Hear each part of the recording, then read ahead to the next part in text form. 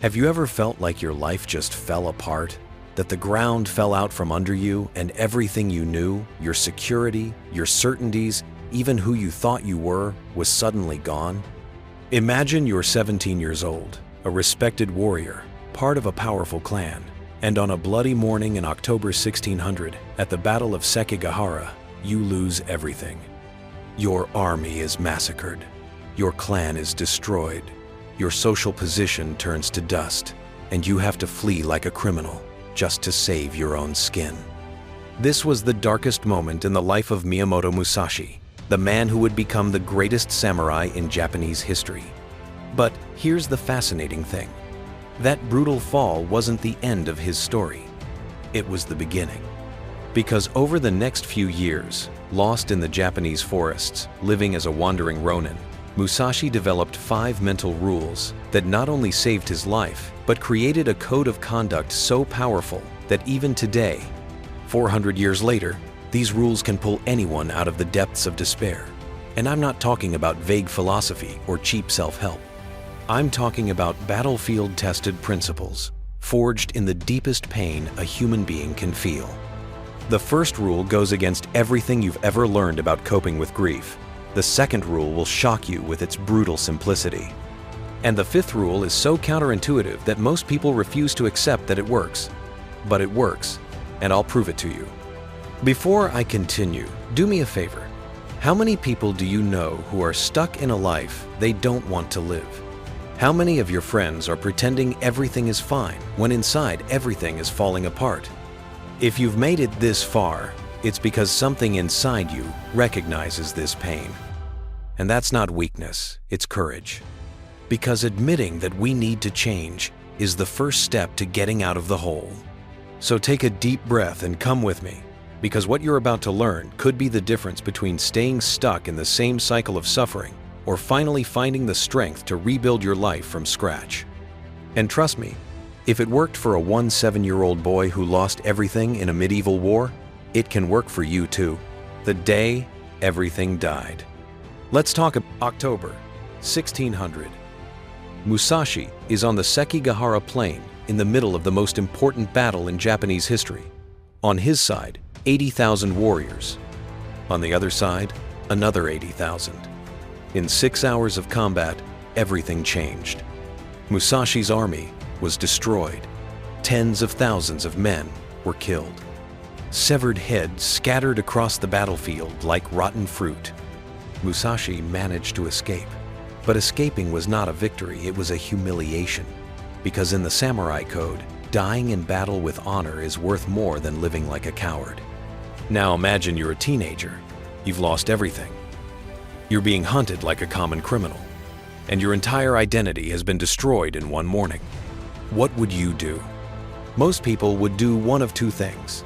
Either kill themselves to preserve their honor, or spend the rest of their lives regretting it, drinking, and hiding from the shame. Musashi did something different.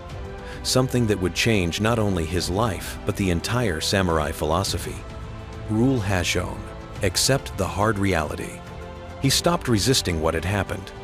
Look, this sounds simple, but it's not. Accepting reality when it's brutal is one of the hardest things there is, because our brain is programmed to reject pain. When something terrible happens, our first reaction is denial. This can't be happening to me. Then comes anger. This is unfair. Then comes bargaining. If I do this, maybe things will go back to normal. But Musashi skipped all those steps. He looked at the wreckage of his life and said, "Okay, this is what it is now. What now?" Not, "Why me?" Not, "This shouldn't have happened." Simply, "What now?" This shift in question is explosive, because when you stop fighting what has already happened, all the energy that was being wasted in resistance is freed up for action. Think of it this way. You're in a house on fire. You can either scream, "This house shouldn't be on fire," or you can run for the exit. Which of these actions will save your life? Acceptance is not passivity, it is strategy. And there's research from Harvard University that proves this. Scientists followed people who had experienced severe trauma, job loss, divorce, death in the family, and discovered something fascinating. The people who recovered the fastest were not those who suffered the least. They were those who accepted the new reality the quickest. Because acceptance frees you to ask the most important question. Given that this has already happened, what is my next move? Musashi asked this question, and the answer led him to the second rule. But before I continue, answer me one thing. What are you trying to deny in your life right now? What situation are you resisting that is only making you suffer more? Because until you accept where you are, you can't go to where you want to be. Rule 2. Reject weakening pleasures.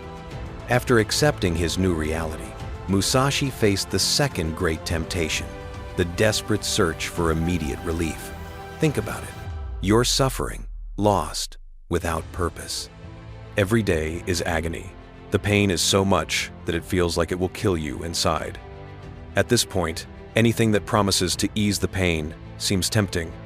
Alcohol, food, sex, entertainment, drugs, anything that will make you forget, even if only for a few hours. In feudal Japan, Ronin masterless samurai often became drunken wanderers, compulsive gamblers, or dishonorable mercenaries. It was the natural fate of those who had lost everything. But Musashi refused that path. Instead of seeking comfort, he chose the harder path, extreme discipline. He began to live like a warrior monk. He slept outdoors, ate only what was necessary to survive, trained his sword 8 hours a day, meditated, studied, and wrote.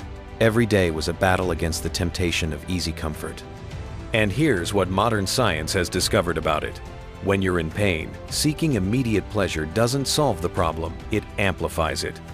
Neuroscientists at Stanford University compared the brains of people who dealt with trauma through self-care, pampering themselves, with those who dealt with it through discipline.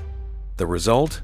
People who pampered themselves had even higher levels of cortisol, the stress hormone, after a while. Why? Because the brain realizes that you are running away from the problem, not solving it, and this generates even more anxiety. It's like trying to put out a fire with gasoline. At the time, it feels like relief, but later, the fire gets worse. As for the people who chose discipline, not only did they recover faster, they came out of the experience stronger than before. Musashi understood this intuitively. He knew that the suffering he chose to endure would be different from the suffering that had been imposed on him. One is random and destructive. The other is intentional and constructive. Think like this. If you're going to suffer, and you will, because life is suffering, at least choose a suffering that strengthens you instead of one that destroys you. Training your discipline hurts at first, but every day you overcome temptation, you become stronger. Every no you say to what is easy is a yes to who you want to become. And there's a phrase that Musashi wrote years later that sums it all up. The way is in daily discipline in small things. Small things, not big heroic gestures. Small choices every day between what is easy and what is right. Wake up on time. Do what needs to be done. Say no to what weakens you. Sounds simple? Try it for a week and you'll see how difficult it is. But it is this difficulty that rebuilds you. Now tell me, what is your addiction? What is the thing you use to escape the pain, but that deep down you know is hurting you? Because until you cut that out, you won't be able to develop the third rule. Rule 3. Your emotions are your enemy. 1612, Ganryu Island. Musashi is about to face the most famous duel in Japanese history. Across the beach stands Sasaki Kojiro, known as the Demon of the Longsword, one of the greatest swordsmen who ever lived. Perfect technique, fast as lightning, completely obsessed with killing Musashi. The crowd is waiting. The gamblers are nervous. Everyone knows that one of the two will die today. And here's a detail that changed everything. Musashi arrived 3 hours late on purpose. While Kojiro was on the beach warming up, nervous, thinking about the duel, working his mind into a frenzy, Musashi was carving a wooden sword. When he finally appeared, Kojiro exploded with rage. He shouted, swore, threatened. He was seething with hatred. Musashi, calm, controlled breathing. crystal clear mind. The duel lasted seconds. Kojiro, technically superior, lost. He died with his skull crushed by Musashi's wooden sword. Why? Because Kojiro fought with anger, Musashi fought with reason. And that is the difference between life and death. Look, this goes against everything that modern culture teaches. Nowadays, everyone says, follow your feelings, trust your heart, be authentic with your emotions. But Musashi discovered something that modern neuroscience has confirmed. Your emotions are terrible advisors. Researchers at Harvard followed 2,000 people for 10 years and found that 87% of the decisions they regretted most were made in intense emotional states: anger, fear, sadness, euphoria. When you are overcome by any strong emotion, your judgment plummets. That's why you send that message when you're angry and regret it later. That's why you spend money you don't have when you're sad. That's why you make stupid decisions when you're in love.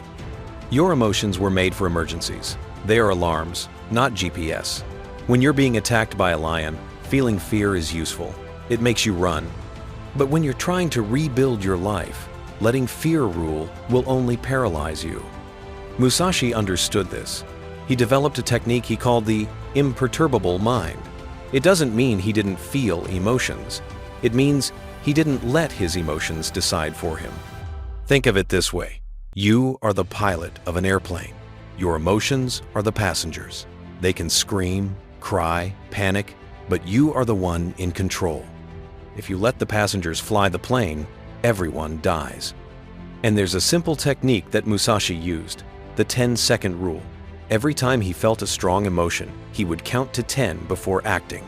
He would breathe. He would let the emotional wave pass. Because emotions are like waves. They come, peak, and then subside. If you can ride the wave instead of being drowned by it, you maintain control. This works for anything. Anger, count to 10. Fear, count to 10. Sadness, count to 10. At that point, you ask yourself, what would the most rational version of me do right now? And then you act based on reason, not emotion. Does it feel cold? Does it feel robotic? Maybe, but it works. How many times have you screwed yourself over by acting on impulse? How many opportunities have you missed because of fear? How many relationships have you destroyed out of anger? If you want to rebuild your life, you need to learn to be the pilot, not the passenger. Now tell me, what emotion dominates you the most? Anger, fear, sadness, anxiety? Because until you learn to control it, you will continue to be your own worst enemy. Rule 4. Stop being the center of the universe. After years of living as a wandering ronin, Musashi faced an enemy more subtle than any sword: himself. The loneliness was overwhelming. The days dragged on. And slowly, a dangerous obsession began to grow in his mind. He began to constantly review the Battle of Sekigahara. He replayed every moment, every decision, every mistake. He spent hours imagining how things could have been different. This constant rumination was destroying him from the inside. It was like a wound that wouldn't heal because he wouldn't stop picking at it. And here's the deadly trap. When your life falls apart, it's natural to turn 100% of your focus inward to your pain, your trauma, your story. You become obsessed with yourself. You relive the same toxic thoughts. You go around in circles in your own suffering. But Musashi realized something crucial. Obsession with oneself is a prison, and he made a radical decision to expand his mind beyond his own pain. He began studying philosophy, art, poetry, architecture. He learned calligraphy, painting, sculpture. He traveled around Japan, got to know different cultures, talked to masters from different fields. He literally forced his brain to be interested in things bigger than his personal suffering, and something extraordinary happened. The more he learned about the world, the less his pain seemed. Not because the pain lessened, but because he gained perspective. It's like climbing a mountain. Down below, a rock in the path seems like a giant obstacle. But from the top of the mountain, you see that it's just a small rock in an immense landscape. Modern neuroscience explains exactly why this works. A University of Michigan study found that people who focus exclusively on their problems activate the same brain areas associated with chronic depression. But when these same people are exposed to knowledge on completely different subjects, the brain forms new neural connections that literally turn off the suffering circuits. Musashi understood this intuitively. He knew that a small mind can only see small problems, but an expanded mind can see solutions that were previously invisible. And there's an exercise he did that's brilliant. Every day, he dedicated at least 1 hour to learning something completely different from what he was feeling. If he was sad, he studied mathematics. If he was angry, he practiced calligraphy. If he was anxious, he observed nature. The goal was to train the mind to break out of the loop of suffering and connect with something greater. Because here's the brutal truth. Your suffering, however real, is just a microscopic fragment of the human experience. When you expand your perspective, 2 things happen. First, you realize that your problems are not unique. Other people have been through similar things and overcome them. This gives you hope. Second, you discover mental resources you didn't even know you had because your mind was too busy suffering to explore its own capabilities. Musashi turned this mental expansion into a competitive advantage because while other warriors only studied fighting, he studied everything. This made him unpredictable, creative, and able to find solutions that no one else saw. So answer me, when was the last time you learned something completely new? Something that had nothing to do with your current problems? Because a stagnant mind generates stagnant solutions. Rule 5. Gratitude is a weapon. 1645. Musashi is now recognized as Japan's greatest swordsman. He won more than 60 duels. He never lost a fight. He wrote the Book of 5 Rings, which is still studied today by businessmen, athletes, and military leaders. But in a letter to a disciple, he reveals something surprising. The most dangerous enemy I have ever faced did not wield a sword. He was invisible, silent, and nearly destroyed me completely. What enemy was that? Envy. Even after all his discipline, emotional control, and expanded perspective, Musashi discovered that there was still one deadly trap, comparing his pain to the apparent happiness of others. During his years as a wandering ronin, he saw other samurai who had not lost everything in the war, warriors who still had clans, positions, recognition, and it ate away at him from the inside. Why do they have everything and I have nothing? Why did suffering choose me? It's not fair. This constant comparison was like a slow poison. It destroyed any progress he made. Because no matter how much you grow, there will always be someone who seems to be better than you. And that's when he discovered the final rule. Gratitude is a weapon, but not the fake gratitude of positive thinking, strategic gratitude. Musashi began to train his mind to focus on what he had instead of what he had lost. He had life. He had health. He had freedom to choose his own path. He had knowledge. He had experience. He had the opportunity to completely reinvent himself. And here's what science has discovered about it. A neuroscientist at the University of California conducted an experiment with 300 people who had experienced severe trauma. He divided them into 2 groups.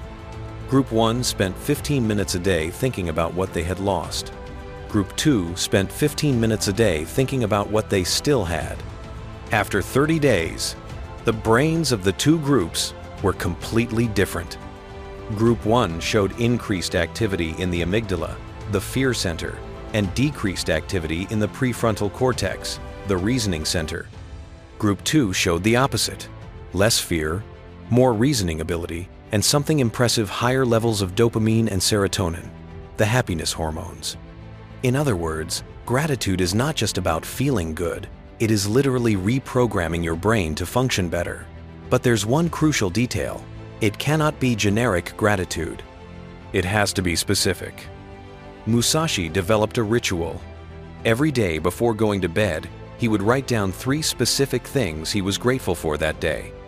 Not, "I'm grateful for life," But I'm grateful because today I was able to learn a new sword technique. Not, I'm grateful for my health, but I'm grateful that my body lasted 6 hours of training without letting me down. Specificity forces your brain to really pay attention to what's working in your life instead of going on autopilot and focusing only on what's broken. And it has an interesting side effect. When you train yourself to see what works, your ability to create more things that work increases. Musashi used gratitude not just to feel better, but as a war strategy. In battle, warriors who focused on what they could lose fought with fear. Warriors who focused on what they had to gain fought with courage. But Musashi focused on what he had already achieved. This made him calm, confident, and unperturbed. He entered each duel grateful to be alive, grateful for the opportunity to test his skills, grateful to have made it this far. This was not naivety, it was applied psychology. Because gratitude generates mental abundance, and mental abundance generates better decisions. When you believe you have resources, you act as if you have resources. When you act as if you have resources, you create resources. It's a virtuous cycle. Now think about the opposite. Envy creates mental scarcity. Mental scarcity creates desperate decisions. Desperate decisions create more scarcity.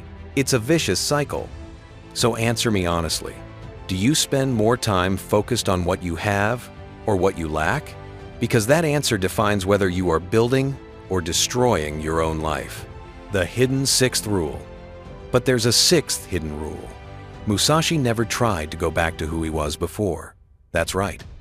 While everyone who goes through a crisis becomes obsessed with recovering the life they had, Musashi understood that this life had already died, and trying to resurrect a dead person is a waste of time. Instead, he asked himself, what kind of person can I become with the knowledge I now have? He didn't try to be the naive 17-year-old samurai again. He decided to become something he had never been before, a warrior philosopher, a master who combined physical strength with spiritual wisdom. He used pain as raw material to build a completely new version of himself. And here's the final twist. If the Battle of Sekigahara hadn't happened, Musashi would probably have lived and died as just another ordinary samurai. Competent, perhaps, but forgettable. It was the complete destruction of his life that created the conditions for him to become legendary. The crisis was not the end of the story. It was the beginning of the legend. And this applies to your life too. Maybe you're crying for the person you used to be. Maybe you're desperate to get back to that normal life you once had. But what if this normal life was actually a gilded prison? What if you were living far below your true potential? What if the crisis you are experiencing right now was the universe forcing you to evolve into a version of yourself that you didn't even know was possible? Because here's the truth no one wants to hear. Real growth only happens under pressure. Diamonds are formed under extreme pressure. Muscles grow when they're pushed beyond their limits. Character is forged in adversity. When life is easy, you get lazy. When life is hard, you develop superpowers you didn't even know you had. Musashi figured this out. He used the worst experience of his life as fuel to become the best version of himself. And these 5 rules: accept reality, reject shortcuts, control emotions, broaden perspective, cultivate gratitude, are the map he left for you to make the same journey. It's not easy, it's not fast, it's not comfortable, but it works. And here is my final challenge to you. Stop trying to fix your broken life. Start building a new one. Use Musashi's 5 rules not to go back to who you were, but to become who you can still be. Because at the end of the day, you have 2 choices. You can spend the rest of your life mourning the one you lost, or you can spend the rest of your life building who you can become. The choice is yours. But if you choose the second option, know that you are not alone. Musashi left a path marked. Modern science has confirmed that it works, and thousands of people have already walked this journey before you. Your broken life is not a curse. It's an opportunity in disguise. The question is, do you have enough courage to accept this opportunity? Because on the other side of that courage is waiting the version of you that has not yet been born, but that really wants to be born. And this version will surprise you. Now tell me, of Musashi's 5 rules, which one had the biggest impact on you? And most importantly, which one will you start applying today? Because knowledge without action is just entertainment. And you didn't come this far to be entertained. You came here to be transformed. So, what's it going to be?